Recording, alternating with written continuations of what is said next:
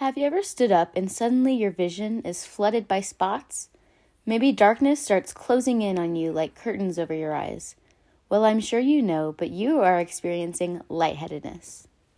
Let's quickly define what lightheadedness is. HealthDirect.com explains, lightheadedness is when you feel like you are about to pass out or faint. Some might even call it feeling woozy. If you do not treat lightheadedness properly, you may suffer from many more symptoms. HealthDirect continues to explain, when you are feeling lightheaded, you may also have these other symptoms. These symptoms include nausea, sweating, having impaired vision, and feeling heavier than normal.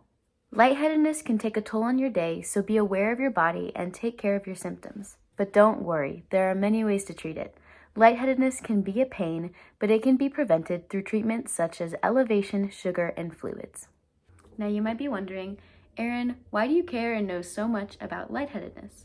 Well, I have a chronic condition called POTS, which stands for postural orthostatic tachycardia syndrome. And basically, every time I stand up, I experience something called presyncope, which basically means my body doesn't do a good job of moving blood to my head when I stand up. So I face a lot of lightheadedness in my life. So I thought I would share some of my tips and tricks that I've learned so that when you encounter lightheadedness in your life, that you'll know exactly what to do. This leads me to my first point, elevation. And I don't mean elevation like in the mountains. I mean elevation with your legs. The moment you start feeling lightheaded, you should find a way to sit down and elevate your legs as soon as possible. Simply find a wall and put your legs up as high as they can go. It's okay if you're not flexible. As embarrassing as it might be, it can keep you from passing out much better than trying to fight through it. If the symptoms prevail, try sleeping with your legs elevated. All of this can do a great job of helping transport blood back up to your brain, preventing you from being lightheaded in the future. Another way to help prevent being dizzy is sugar. As someone with POTS, I struggle with low blood sugar and low blood pressure. So sometimes I need sugar to bring me back from a lot of dizziness. Before using sugar as a treatment, please contact your doctor to make sure you have low blood sugar, as I am not a doctor and can't diagnose anything for you. But if you know that you struggle with low blood sugar, carry around small chocolates or caramels in your bag with you.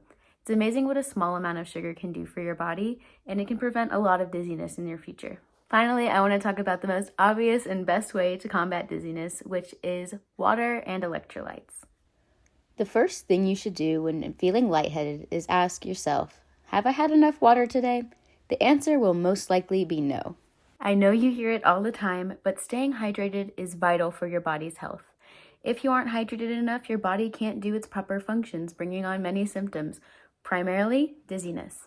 If water isn't helping enough, you may be low on electrolytes.